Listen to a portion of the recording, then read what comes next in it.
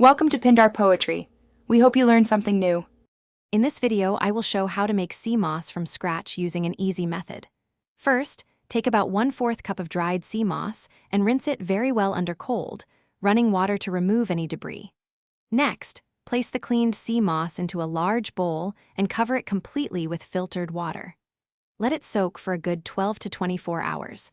You'll notice it expands quite a bit, becoming much softer and lighter in color. Once your sea moss is fully hydrated, drain it completely, making sure to discard all the soaking water. Transfer the plump sea moss into a high-speed blender. Add 1 cup of fresh, filtered water to the blender with the sea moss. Now, blend on high for about 1 to 2 minutes, or until you achieve a perfectly smooth, creamy gel consistency. It should be thick and uniform.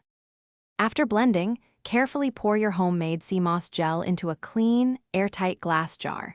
This helps maintain its freshness and prevents contamination.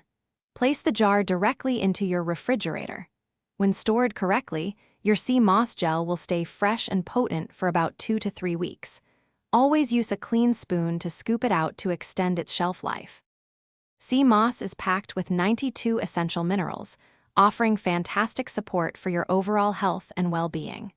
You can easily incorporate it into your daily routine by adding 1 to 2 tablespoons to your morning smoothie, a warm tea, or even mixing it into your favorite foods.